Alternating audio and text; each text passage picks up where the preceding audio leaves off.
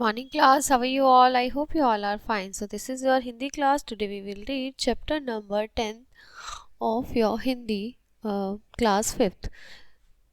बेटा चैप्टर का नाम है सुनहरे हिरण। उत्तर भारत में एक बहुत बड़ा जंगल था। वह दो भागों में बटा हुआ था। दो भागों में एक एक सुनहरे हिरण रहते थे।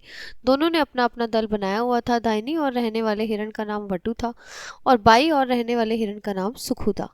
एक बार काशी नरेंद्र भद्रसेन उस जंगल में आखेट के लिए आया। उसके साथ आए सैनिक नहीं चाहते थे कि सुनहरे हिरणों का शिकार किया जाए।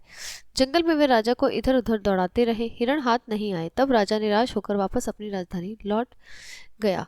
सैनिकों ने एक व्याध की सहायता से उन दोनों हिरणों को पकड़वा लिया और उन्हें राजा के बाग में रखवा दिया। राजा उन हिरणों को देख के बहुत प्रसन्न हुआ। उसने शिकार करना छोड़ दिया और खाली समय में उन हिरणों के साथ खेलकर अपना मन बहलाने लगा। परंतु उसके सैनिक बराबर जंगल में जाते रहे और हिरण पकड़कर लाते रहे। एक बार वे सैनिक एक घरभेड़ी हिरणी को पकड़कर ले आए। हिरणी ने राजा से कहा, राजन मैं घरभेड़ी हूँ, आप मुझे मत मारिए। मैं अपने बच्चे को जन्म दे लूंगी, तब आप भले ही मुझको मारकर खा लीजिएगा। वटु और सुखू नाम के सुनहरे हिरणों की आंखों से आंसू टपकने लगे। राजा ने उन्हें रोते देखा तो पूछा, तुम दोनों इसे देखकर क्यों रो रहे हो? इस पर वटु बोला, राजन यह हिरनी मेरी पत्नी है। और सुखू ने कहा, ये मेरी बहन है। यदि ये मर गई तो मेरा बच्चा अनाथ हो जाएगा और सुखू अपनी बहन के ना रहने से पागल हो जाएगा। राजा को वट्टू की बात सुनकर दया आ गई। उसने उस गर्भिणी हिरण को वहीं अपने उपवन में रख लिया और सैनिकों को आदेश दिया कि आज के बाद कोई भी जंगल में आखेट करने नहीं जाएगा।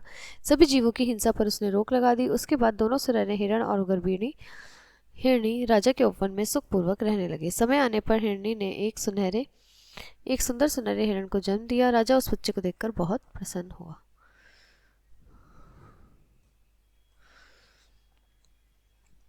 तो ये थे बेटा हमारी कहानी सुनहरे हिरण की, जो कि यहाँ पर ख़त्म होती है। अब हम आपको नेक्स्ट चैप्टर में मिलते हैं नेक्स्ट स्टोरी के साथ। तब तक के लिए bye bye, have a nice day.